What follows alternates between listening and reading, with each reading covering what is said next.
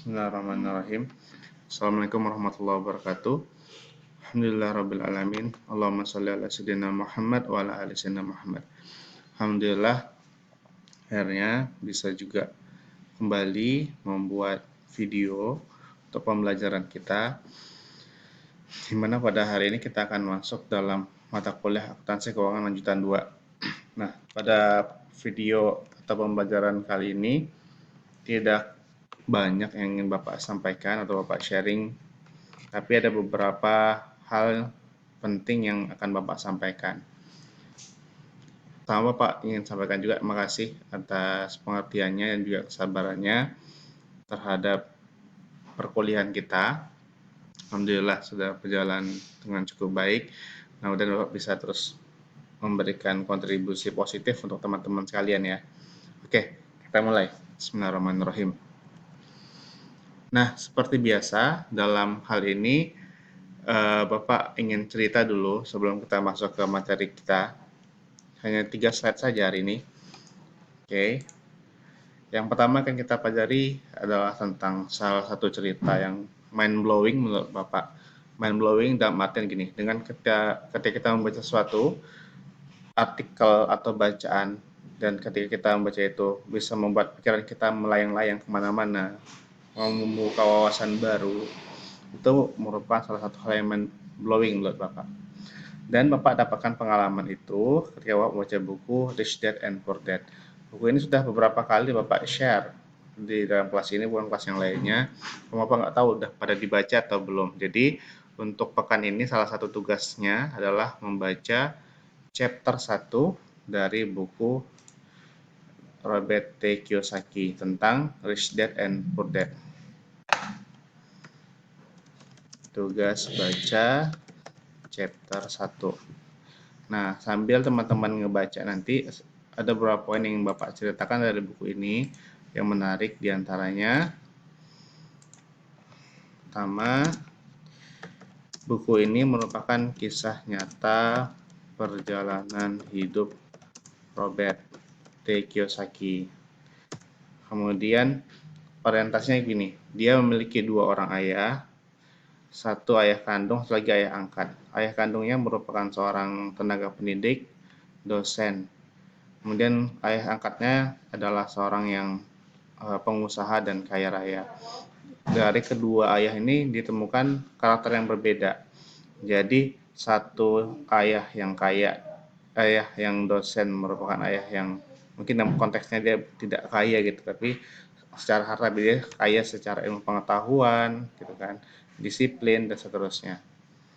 Begitu juga dia melihat ayah yang satu lagi, pendidikannya itu relatif tidak terlalu tinggi, tapi secara keuangan finansial dia sangat mapan.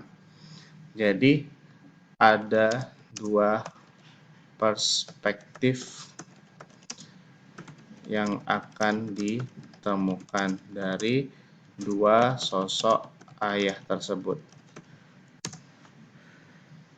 Terus poin yang mau Bapak sampaikan gini. Jadi jangan sampai kita salah paradigma ya. Bukan berarti orang yang memiliki pendidikan tinggi itu cenderung gagal dalam masalah keuangan atau finansial seperti layaknya bapaknya Robert Kiyosaki, di mana orang tuanya yang merupakan dosen itu mungkin tidak memiliki penghasilan sebanyak ayah angkatnya Robert, tapi kita harus juga memahami makna bahwa pendidikan mampu merubah masa depan diri, bangsa, masa depan diri kita, masa depan bangsa, juga masa depan kehidupan manusia. Jadi dengan kita memiliki ilmu pengetahuan, itu akan memberikan makna kehidupan yang baik untuk kehidupan kita. Yang sampai karena kita nanti baca buku ini, terus ngerasa ternyata pendidikan salah persepsi gitu. Pendidikan jadi hal yang nggak penting, itu salah tuh. Jangan sampai seperti itu ya. Terus yang Bapak yang sampaikan juga bahwa memang dalam konteks ini ayahnya itu berhasil kan, tapi nanti teman-teman bacalah, ceritanya menarik. Yang pelajaran yang bisa kita ambil, pelajaran dari ayah kayanya yang kita ambil diantaranya ada 2 poin utama. Jadi Bapak spoiler dulu nih. Yang pertama harus kita hindari, sifat yang harus dihindari oleh manusia adalah sifat greed. Yang kedua, sifat fearness. Jadi greed itu bermakna serakah. Yang kedua, fear adalah takut. Nanti teman-teman ketika semakin baca buku ini, teman-teman akan mendapatkan cerita kisah tentang beberapa karyawan, orang yang bekerja di perusahaan bapaknya yang kaya ini, kemudian dia diuji dengan diberikan penghasilan yang lebih tinggi, kemudian ada juga diuji dengan hal-hal lain. Jadi buat pilihan itu, kita memilih seperti apa. Tapi semakin dibaca semakin menarik bukunya, insya Allah. Kemarin pertama kali Bapak baca buku ini, kalau kita mau yang versi gratis, versi Malaysia bisa download di ebook Malaysia, ebook biasa, cari buku Rich Dad and Poor Dad yang menggunakan bahasa Malaysia. Itu ada review, tapi nggak sampai selesai. Terus kalau teman-teman mau baca yang versi Inggrisnya, ada di sini, di buku ini yang sudah Bapak share, Bapak share lagi di grup. Kemudian nanti bisa teman-teman baca, kemudian minta sedikit ulasan tentang buku yang dibaca, terutama chapter 1. Chapter-chapter lainnya juga penting, namun chapter lainnya itu lebih banyak pada teori dan praktek dalam kehidupan kita sehari-hari. Robert juga memiliki buku lain yang juga menarik, di mana dia membagi kehidupan manusia itu menjadi 4 kuadran. Tapi nanti ini dibaca di kesempatan yang lain deh. Sebentar, ini saya Bapak share dulu biar enak. Ada 4 kuadran.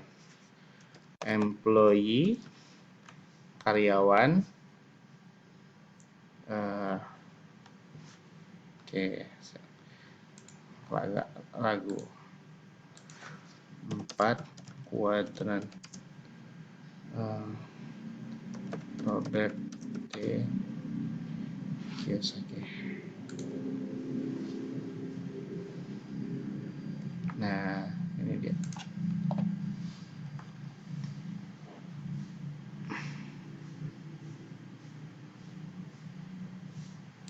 Ini juga bisa.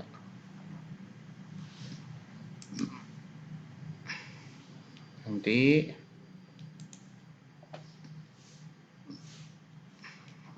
ini juga bagus nih. Kita pilihkan yang gampang ya. Self image.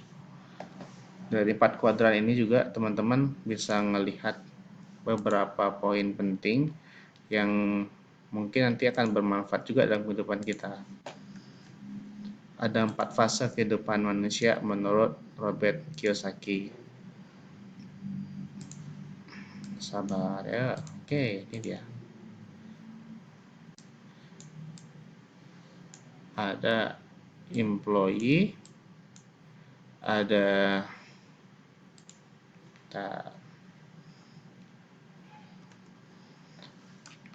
business owner, self-employed, dan investor.